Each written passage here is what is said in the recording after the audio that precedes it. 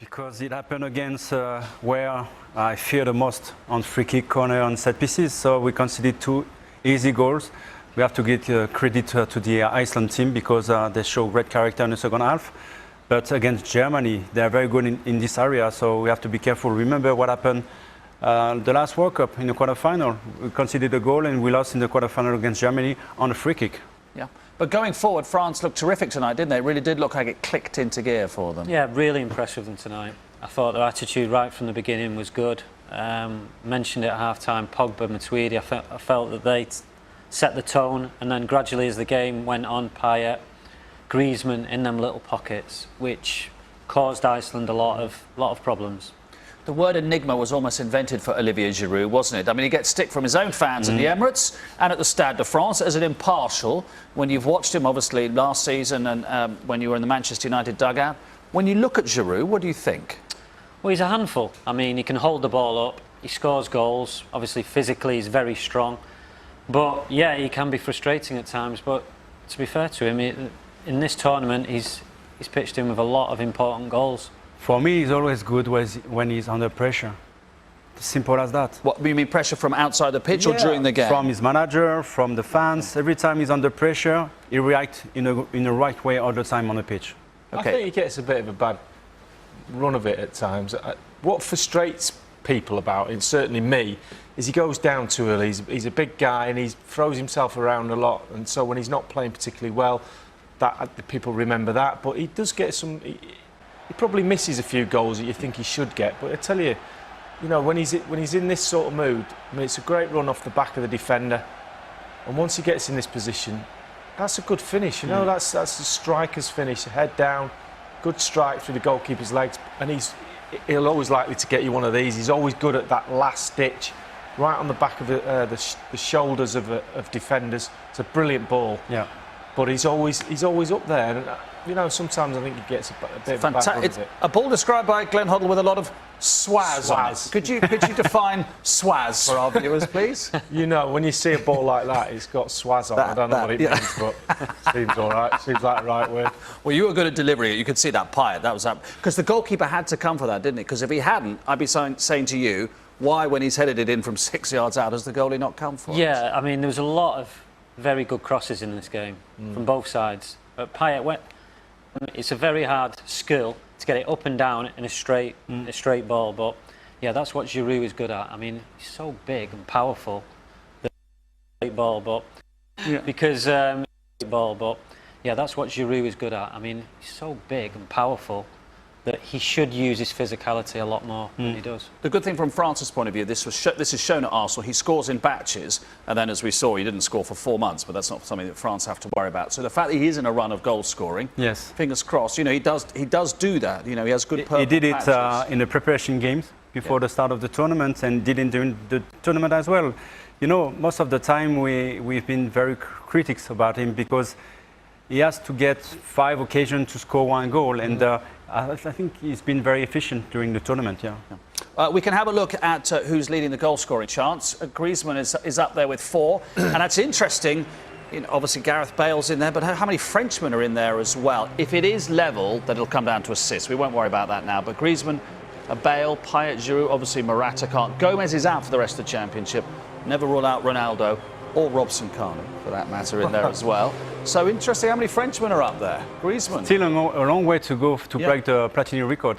9 goals. 9 goals, yeah. But I'm very pleased with that because that shows that we have a great potential up front and we play offensively. And today, what pleased me as well, that we scored 5 goals and 5 different players scored. So it came from different players. Yeah. Griezmann's had a good championship, hasn't he? We said earlier, it looked like he was just mourning his Champions League penalty miss a little bit at the start, but he's really coming into some form. Yeah, he's had a great season, hasn't he? And he is a talent, and he's very elusive when he just picks himself up in them little pockets behind the midfield, in front of the defenders, and it's very hard to pick up. And he's got that turn on the move, so he's very hard to pin down. And of course he can finish. I mean, that is, when you've got time on the ball, it's very hard. It looks easy, but his finish was just calmness. He loved to play with Giroud well because he takes all the buffer in, he just pops into that little hole, as he said, and then he picks all the pieces up. And his movement, and Payet as well, they're on an understanding, their movement together, and they just keep picking each other up. So What you would imagine that Rami would come back in from TT for the semi-final. What about the Sissoko Kante discussion? Because Sissoko, I think it's going to be difficult for Deschamps. Thank you very much. Because when you look at the system, I think it's going to be difficult because of the system. Because we have played with a 4-3-3, 4-2-3-1, and today we play exactly the same way we finished against Republic of Ireland, which was our best 30 minutes during the tournament. And Sissoko, for me, has responded very well against Switzerland, and today again, in terms of physical presence, in terms of tactical, skills all the time, try to make the balance very, very good. No, honestly, this is why. Disagree with you, though, this is why I think Coman, it will be difficult for Deschamps to put him against Germany, because we need to have some strength physically, because Germany are very strong physically and very good tactically as well. So we need to get that kind of player in the midfield area. Yeah. Okay. we need to go to a break. Yeah, This could go on all night. Why? I just want to disagree with you. France through to the semi-finals. They're certainly hoping so. I want to ask Manu, obviously, as Clive said in commentary, France beat Germany at the Stade de France the night of the atrocities last autumn.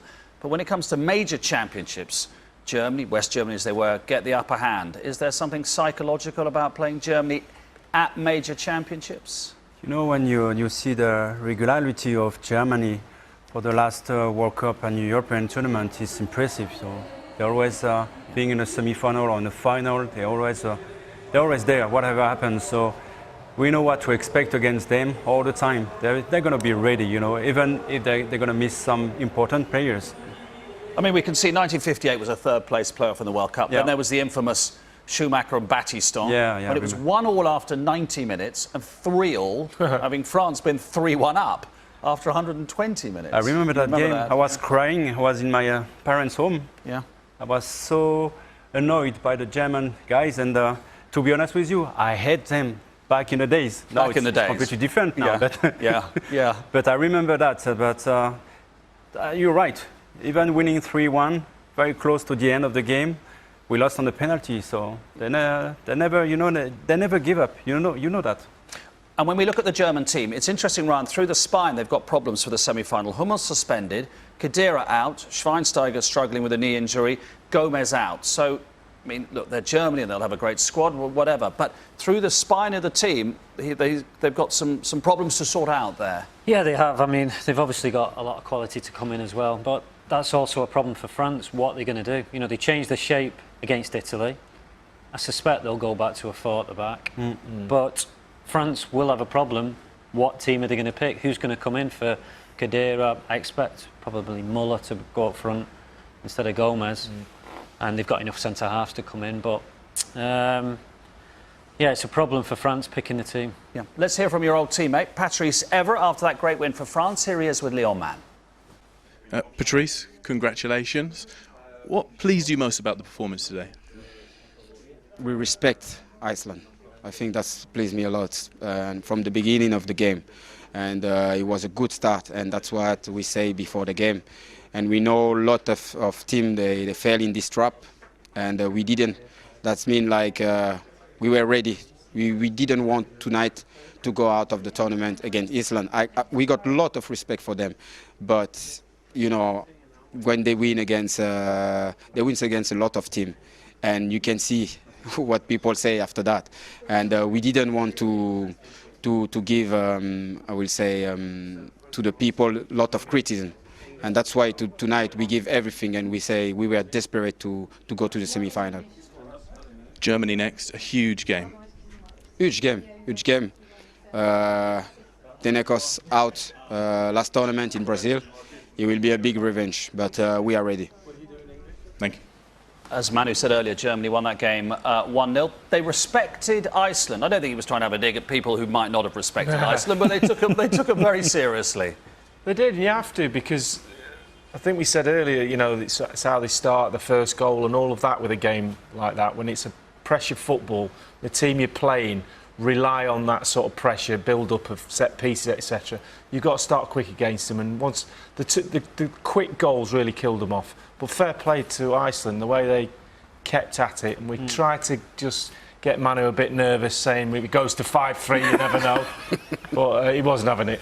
The next time we meet on air is going to be the night of all nights for Wales. Whatever happens, it's going to be a great evening on Wednesday. Yeah, really excited. I mean, they're in with a chance of getting to the final of the European Championships. I mean, who would have said that at the beginning? And it's just been a fantastic ride. It's just been a fantastic tournament, obviously, for us. And we want to go. We want to get to the final now. You know, Chris Coleman says, you know, dare to dream. Wales-France final. How about that? Why not? We take what it comes, you know, but we have to beat Germany first. Wales are going all the way. I am Welsh now.